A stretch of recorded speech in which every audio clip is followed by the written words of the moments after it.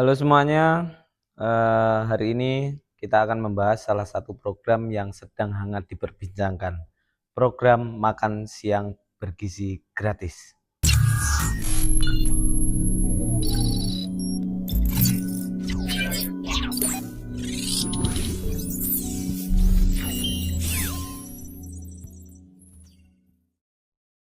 Program ini digagas sebagai solusi untuk mengatasi masalah stunting dan gizi buruk yang ada di Indonesia. Tetapi di balik niat mulia itu muncul berbagai problematik yang perlu kita soroti bersama. Mari kita kupas satu persatu.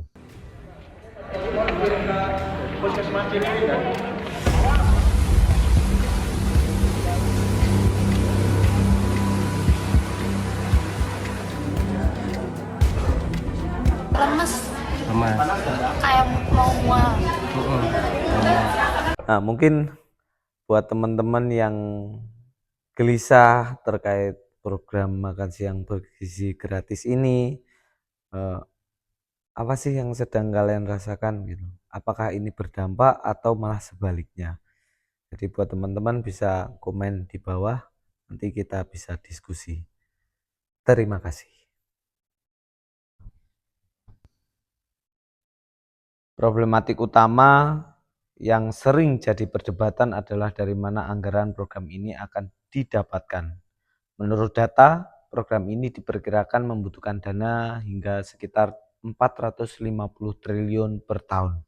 Bayangkan, ini adalah angka yang sangat fantastis dan bisa membebani APBN kita secara signifikan.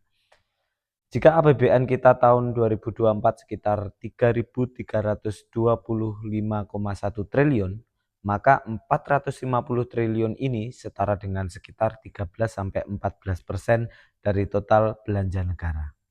Ini bukan angka yang kecil, teman-teman. Pertanyaannya, apakah kita harus memotong anggaran di sektor lain seperti pendidikan, kesehatan, atau infrastruktur untuk membiayai program ini? Dan ini dampaknya sangat besar. Misal, pemotongan anggaran pendidikan bisa mengurangi jumlah beasiswa atau pembangunan sekolah. Pemotongan anggaran kesehatan bisa berdampak pada pelayanan puskesmas atau rumah sakit. Pilihan lain adalah melalui utang. Namun utang luar negeri yang terus bertambah akan menambah beban negara yang cukup besar. Pada akhirnya, generasi mendatang yang akan menanggung beban pembayaran utang ini. Jika diambil dari penerimaan pajak, ini bisa mempengaruhi sektor lain dan berpotensi memicu inflasi jika tidak dikelola dengan hati-hati. Jadi alokasi anggaran ini bukan perkara mudah dan membutuhkan perhitungan yang sangat matang agar tidak mengganggu stabilitas fiskal negara. Dan pemotongan-pemotongan ini sudah terjadi, efisiensi ini sudah terjadi, teman-teman, di berbagai bidang untuk melakukan program makan bergizi gratis ini. Yang kedua, terkait kualitas makanan dan efektivitas gizi. Tujuan program ini adalah untuk memberikan makan bergizi, bukan hanya makan gratis. Namun bagaimana kita bisa memastikan makanan dibagikan benar-benar berkualitas dan memenuhi standar gizi yang dibutuhkan ketika anggaran ini tidak mencukupi. Ini menjadi polemik tersendiri bagi kita, bagaimana distribusi makanan untuk puluhan juta anak di seluruh Indonesia dari Sabang sampai Merauke bukanlah hal yang sederhana. Ada resiko makanan tidak higienis, basi di perjalanan, atau bahkan tidak sesuai dengan standar gizi yang ditetapkan. Dan ini sudah terjadi. Dari beberapa berita yang sudah viral akhir-akhir ini, kita melihat bagaimana kasus-kasus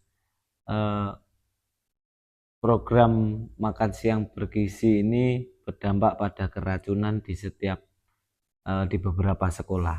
Ini menjadi salah satu pertanyaan bagaimana kesiapan dan efektivitas program ini berjalan. Jika kualitas makanan ini tidak terjaga, bukan mengatasi stunting, program ini justru malah menimbulkan masalah kesehatan baru seperti keracunan. Bayangkan jika ribuan anak mengalami keracunan karena makanan yang tidak higienis, ini akan menjadi tragedi baru.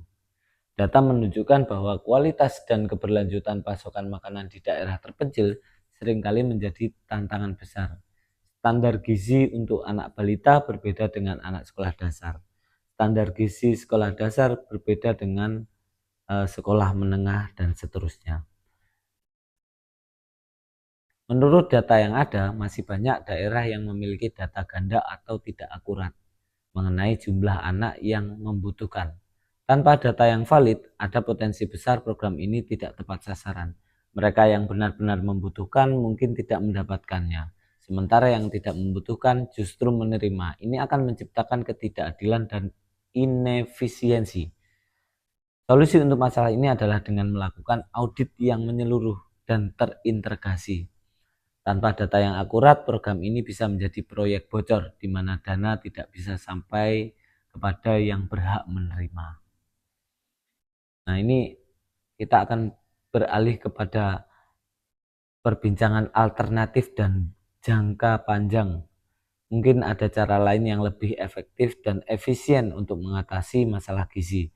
Contohnya, program bantuan tunai masyarakat seperti program Keluarga Harapan, PKH, dan bisa digunakan keluarga untuk membeli bahan makanan. Ini mungkin akan menjadi solusi. Yang paling akhir adalah ketika kita bahas tentang potensi korupsi dan akuntabilitas.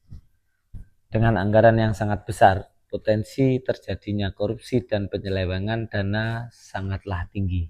Tanpa pengawasan yang ketat dan transparansi yang maksimal, dana triliunan ini bisa jadi tidak sampai sepenuhnya ke tangan yang berhak.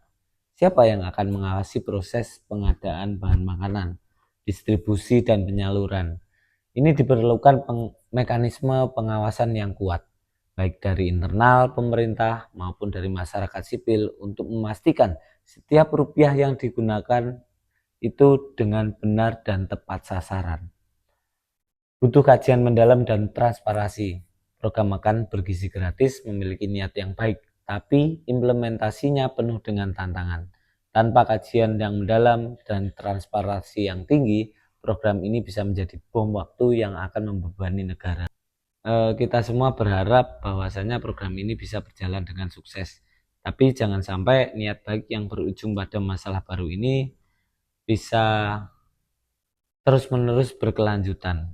Artinya kita berhak mengawal, kita berhak memberi masukan, kita berhak untuk tahu bagaimana program ini berjalan dengan baik. Karena